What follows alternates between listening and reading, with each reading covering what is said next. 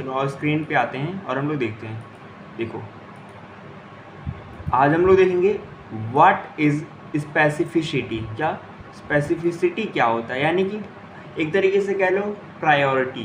क्या प्रायोरिटी क्या होती है, अब इसके बारे में हम समझेंगे। इसके लिए हम क्या करते हैं, सबसे पहले मानो यहाँ पे जो भी डिफिनेशन वगैरह लिखा हुआ है इसे आप पढ़ सकते हो, डिफिनेशन अगर आप रटना चाहो तो रटो, बट मैं बेसिकली क्या रिकमेंड करता हूँ कि कोड के थ्रू हम लोग समझते हैं। ठीक है, अब मान लो मैं एक कोड उठाता हूँ, ये पूरा कोड, ठीक है, ये कोड है। अब मान लो एग्जांपल लेते हैं, मैंने एक पैराग्राफ लिया और उस पैराग्राफ में मैंने लॉरेम एप्सम डॉलर का कुछ भी सेंटेंस लिख दिया, ये तो आपको पता है। अब अगर मान लो मैं इसमें स्टाइलिंग देता हूँ, स्टाइलिंग में मैं क्या करूँ, पी को टारगेट करके अगर उसका कलर मैं क्या कर दूँ, रेड कर दूँ, तो ये लाल कलर होगा, आपको पता है। लेकिन अगर क्या करूँ, इसी पी के अंदर मैं एक क्लास दे दूँ, CLASS class, and class is equal to मैं दे दूँ कुछ भी, मान लो ब्लू BLUE ब्लू, ये मान लिया। और जब मैं इसे टारगेट करूँ .BLUE ब्लू को, और इसका कलर मैं क्या कर दूँ, ब्लू, तो अब आप सोचो रेड वाला वर्क करेगा या फिर ब्लू वाला वर्क करेगा। बेसिकली होता क्या है, स्पेसिफिसिटी में ये बताता है कि किसकी प्रायोरिटी ज़्यादा है। ठीक है, तो अब मान लो मैं इसे रन करता हूँ, ठीक है, रन किया, यहाँ पे देखो, इसको रिफ्रेश करो, यहाँ पे क्या मिला, ये ब्लू कलर आ रहा है ना।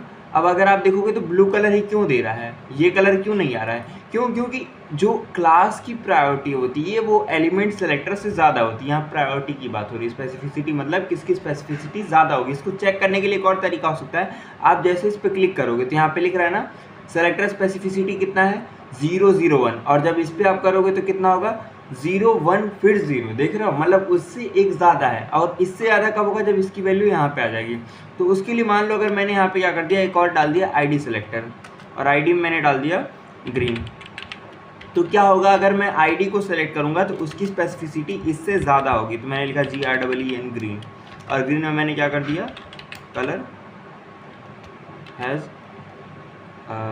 0F0, ठीक है, और मैंने इसे रन किया।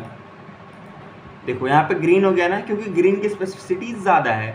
अब इसको कैसे देखोगे, फिर से होवर करो इस पे, देखो यहाँ पे 1 हो गया, बाकी 0 हो गया ना। तो स्पेसिफिसिटी यही बताता है किसकी प्रायोरिटी ज़्यादा हो रही है। इसको मैनेज कैसे करते हैं, आप इसे कर सकते हो अपने हिसाब से, ठीक है।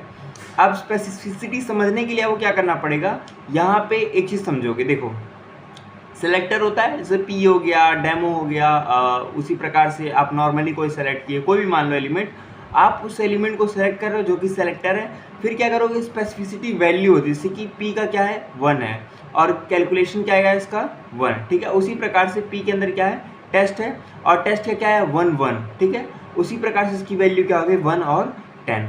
उसी प्रकार से जब P का मैंने डेमो दिया था, यहाँ पे 101 आया, ठीक है। तो इसी प्रकार से तमाम है, सबका अपना अपना एक स्पेसिफिक वैल्यू होता है, एक स्पेसिफिसिटी होती है, ठीक है।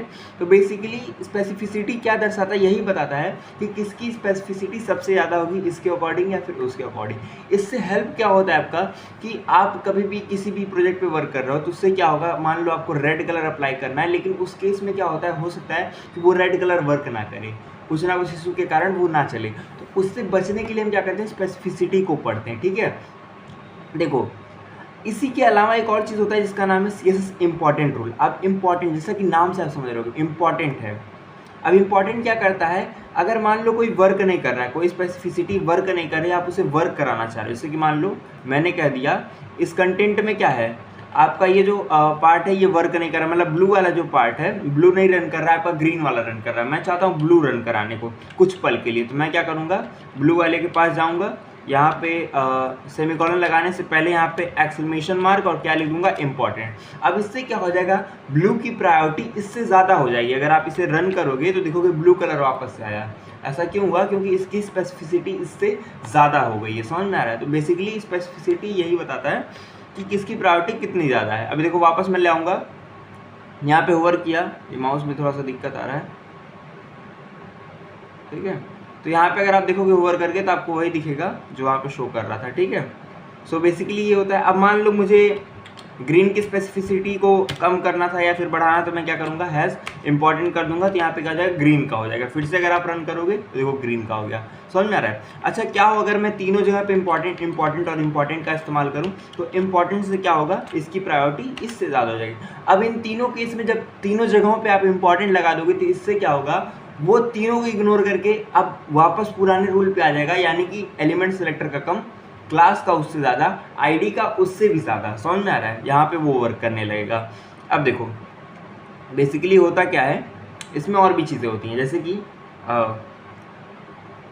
मान लो अगर इम्पोर्टेंट को एक और रियल लाइफ एग्जांपल से समझोगे, तो suppose that you have your, समझ रहे हो, तो अगर मान लो कुछ पल के लिए वो कहेगी कि भाई तुम्हारी प्रायोरिटी ज़्यादा है, कुछ पल के लिए उसे कहेगी भाई तुम्हारी प्रायोरिटी ज़्यादा है, कुछ पल के लिए वो उससे कहेगी तुम्हारी प्रायोरिटी ज़्यादा, मतलब जैसे ज़रूरत पड़ रहा है उस हिसाब से आप क्या करोगे, उसकी प्रायोरिटी कम या फिर ज़्यादा करा सकते हो। ठीक है, बेसिकली इसमें यही होता है।